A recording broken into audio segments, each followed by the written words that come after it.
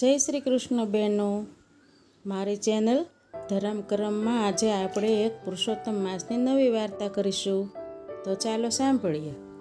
એક નાનું ગામ હતું. એમાં એક દેરાણી અને જેઠાણી રહે.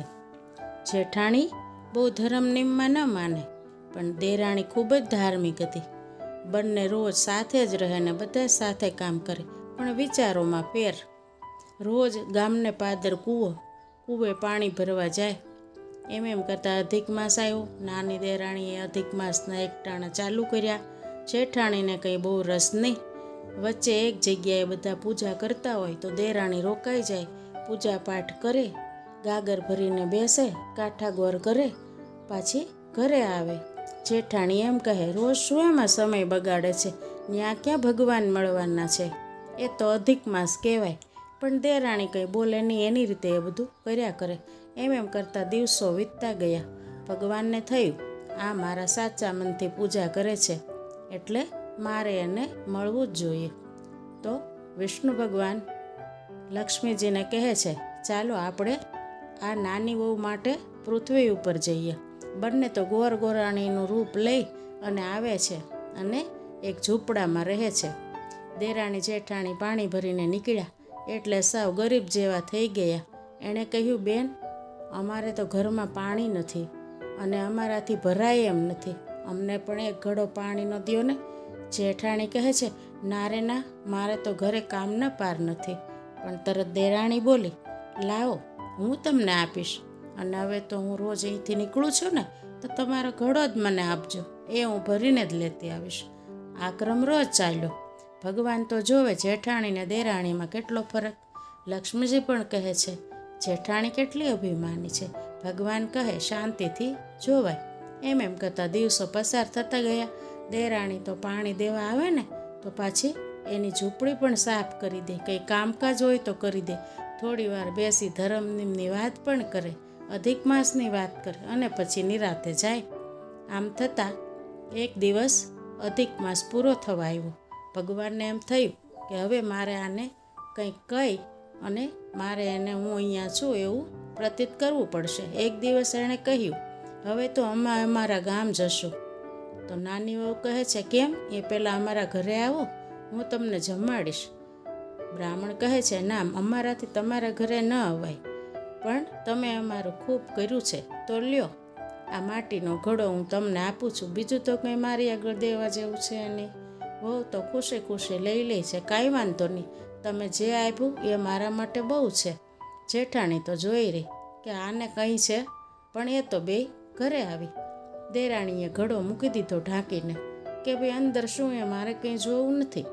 પછી બીજો દિવસ થયો તો જેઠાણીને ખબર હતી કે ઘડો શું કામ આપ્યો છે, એમાં શું હશે.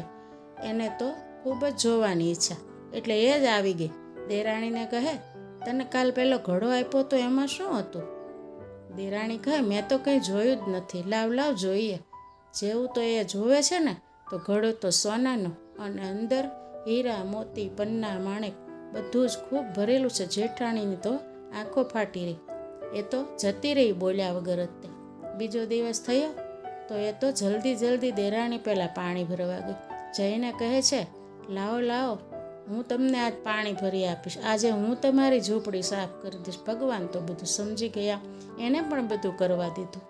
એ પણ વળતા આવી તો કહે, લ્યો બેન, તમે પણ આ ઘડો લઈ જાઓ, મેં તમારી દેરાણીને કાલે આપ્યો તો, આજે તમે લઈ જાઓ.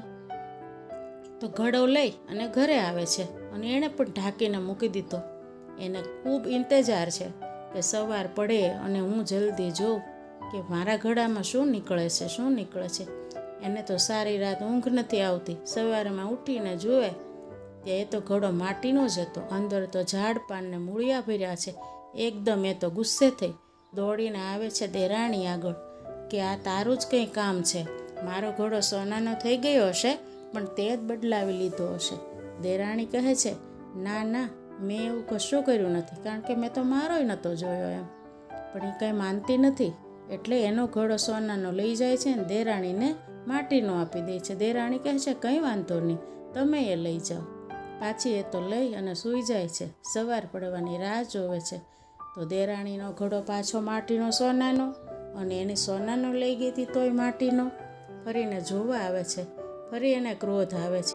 એને કંઈ સમજાતું નથી એટલે એની દેરાણી આગળ ગઈ અને પછી એને પૂછે છે કે દેરાણી આમ કેમ થાય છે? મારે ને તારે તો સરખું જ હતું બધું. દેરાણી પછી એને શાંતિથી સમજાવે છે કે મેં તમને કહ્યું હતું કે આપણે જીવનમાં થોડીક ભગવાનની સેવા, દાન, ધર્મ, પુણ્ય કરવું જોઈએ. તો જ્યારે મેં બ્રાહ્મણીને પાણીના ઘડા આપવાની હા પાડી ત્યારે પણ તમે ના પાડી હતી. તો એ તો વૃદ્ધ માણસો હતો એટલે એને આપણી મદદની જરૂર હતી. તો મેં કામ કર્યું ત્યારેય તમે ના પાડી. તમે અધિક માસની પૂજા પણ નથી કરતા એટલે તમે પણ થોડુંક દાન, ધર્મ, પુણ્ય કરો. હજી અધિક માસ બાકી છે તો એની સેવા પૂજા કરો, કાઠાગોરની પૂજા કરો તો તમને પણ આનું ફળ મળશે. જેઠાણીને થોડુંક મનમાં એમ થયું મારી દેરાણીની વાત સાચી છે, મારે પણ આ કરવું જ પડશે. તો પછી એ તો બ્રાહ્મણના ઝૂંપડા આગળથી નીકળે છે પણ કંઈ બોલતી નથી. એને તો એના ભૂલની સમજણ થઈ જ ગઈ હતી. પછી તો બે પૂજા પાઠને બધું કરે છે. છેલ્લા દિવસે પાછા નીકળે છે ત્યારે ગોરદાદા એમ કહે છે, લ્યો હવે અમારે જવાનું છે અમારા ગામ. તો દેરાણી કહે છે, નહીં તમે અમારા ઘરે જમવા આવો ને, એમ ક્યાંથી તમારાથી જવાય? પણ વૃદ્ધ કહે છે, અમારાથી કોઈને ત્યાં જમાય નહીં. જેઠાણીને પણ એમ થયું. પછી જેઠાણી ગોરદાદાને કહે છે, મારે તમને એક વાત કહેવી છે. મારી થોડીક ભૂલ થઈ ગઈ છે. મારી દેરાણીએ તમારી ખૂબ સેવા કરી, દાન, ધર્મ, પુણ્ય કરે છે, બધું કરે છે અને મારી ઈર્ષા ભાવથી મેં આવું કશું કર્યું નથી. પણ જેટલા દિવસની પૂજા કરી છે ને એ તમે સ્વીકારી લ્યો અને મારી બધી ભૂલને માફ કરી દો. અને જેવા મારી દેરાણીને ફળ્યા ને એવા તમે મને પણ ફળો એમ. પછી ભગવાન એને ઝૂંપડીમાં બોલાવી બંનેને દર્શન દે છે અને કહે છે કે પવિત્ર જીવન અને સારા કર્મોથી જ હું પ્રસન્ન થાઉં છું. રાગ, દ્વેષ, ઈર્ષા અને નબળા કર્મો મને ક્યારેય પસંદ નથી. આમ કહી ભગવાન અંતર્ધ્યાન થયા. દેરાણી જેઠાણી તો ત્યાંથી નીકળી અને ઘરે આવે છે. બે સંપીને રહે છે. પછી તો અધિક માસ તો શું, આખા વર્ષની સેવા પૂજા બધું જેઠાણી દેરાણી હારે કરે છે.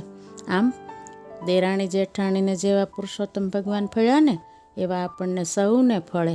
હે પુરુષોત્તમ ભગવાન, અમને પણ તમારી કૃપા વરસાવજો.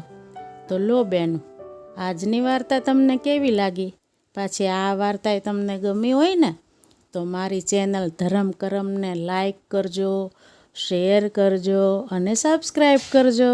તો લ્યો આજની કથાના જય શ્રી કૃષ્ણ, જય પુરુષોત્તમ ભગવાન.